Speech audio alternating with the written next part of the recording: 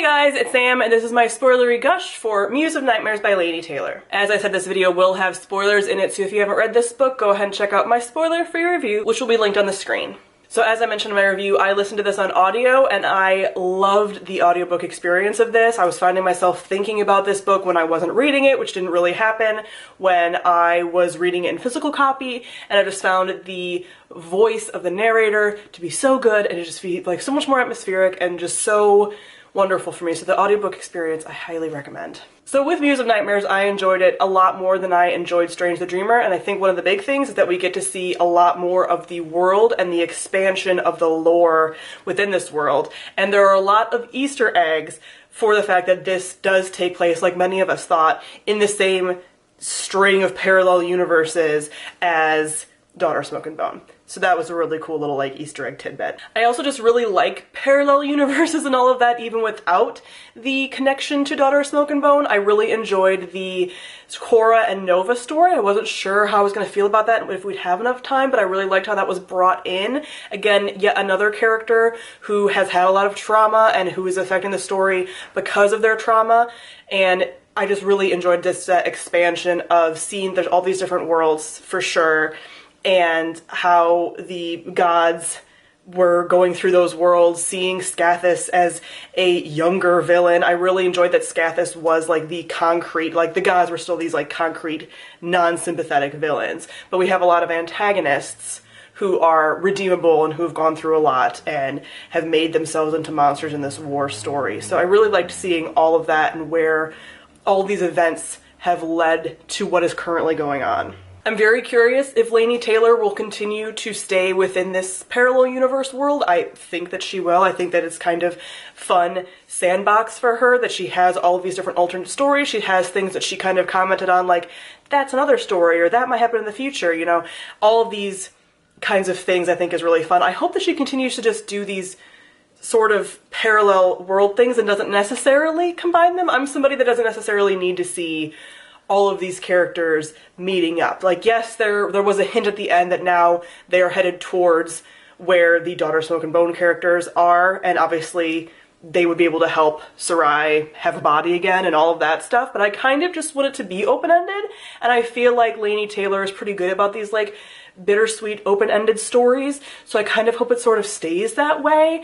I think if all these characters came together, it wouldn't be as magical as we may think it would be. I think that them staying kind of separate and us making our own endings in our heads is a lot more fun. Like I mentioned in my review, I think Laini Taylor does war and trauma so well. It's just a theme throughout her books, and this book especially had way more of that trauma and trauma recovery aspect, which I really, really enjoyed. I was surprised because I think I really disliked Minya so much in the first book that I didn't really want to have a book focused on her pulling all these strings for the entire book, and I'm glad that we didn't, and I'm glad that we saw this redemption edge to her, that Sarai goes into her dreams and discovers like all this trauma that she has, and so it gives her again this redemption arc, because all of these characters are the villains of someone else's story, and how this war has affected all of them is so interesting. So to have this character who has kind of split herself, you know, she was the Ellens because the Ellens weren't actually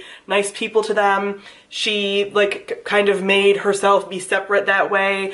How she like is trying to protect them always, and all of that weight falling on her shoulders at a very young age, and her being stuck in her nightmares, being like, it's all I could carry, and repeating that, like this just really big PTSD response. And I liked how Sarai was trying, both with her and with Nova, to heal that and help them heal that. Like I mentioned with Korra and Nova, I really enjoyed both of their characters. I almost wish we got to see more of them. I mean, we got a lot of them, but I wish we would have gotten to see more.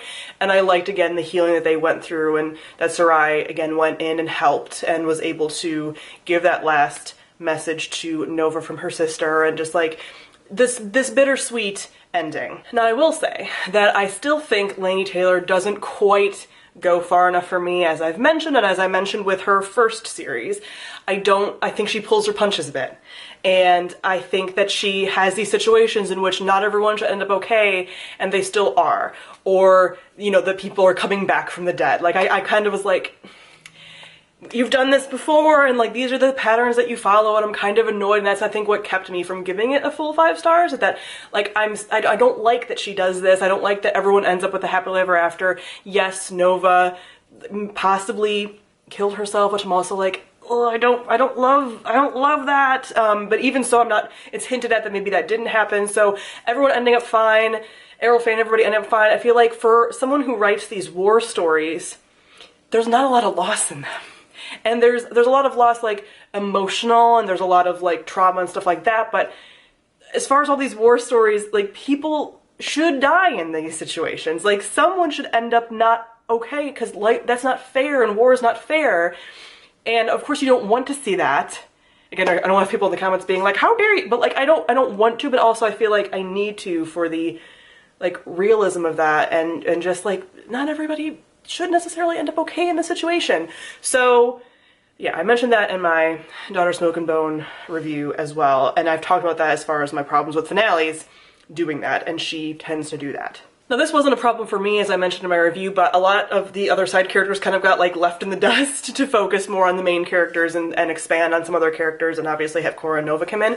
So I didn't love following Theon and stuff in the first book either, but I did notice like, oh, he's really left out of this. And like, yeah, you have him having like a crush on the other warrior and them kind of starting a relationship, but I still would have wished that there would be concrete admittance that he had a crush on Laszlo, because that was very obvious in the first book, and I really wanted like a Theon Laszlo thing anyway.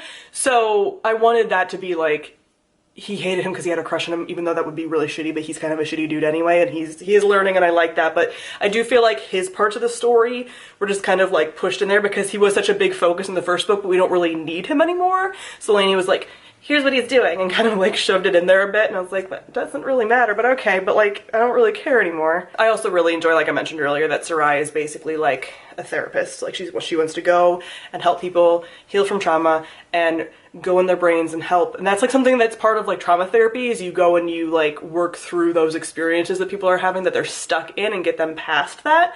And so I liked that whole discussion of trauma and recovery and PTSD and stuff. That was my favorite part. So I really think this was a very strong conclusion. Still not perfect for me. I didn't really care about like Sarai and Laszlo or like any of the ships really.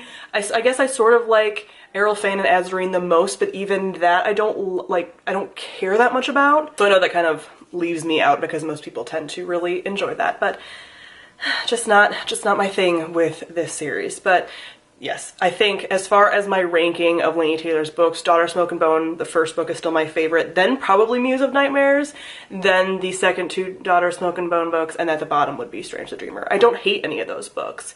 They're all in the like 4 and 5 star range for me, but that's how I would kind of rank them personally. So like I mentioned, I am very intrigued on if she's going to stay in this world or this string of universes, and if we're going to see more stories in there. I'm assuming we are, because she just is kind of setting it up for more of that.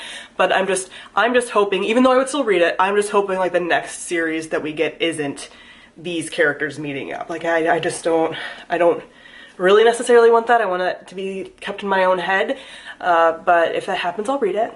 But I would rather just see, like, there's so many other parallel worlds to talk about, and I want to see more of those. Give me all the worlds. So comment down below and let me know what you thought of Muse of Nightmares. Thank you all for watching, and I'll see all of you guys soon. Bye.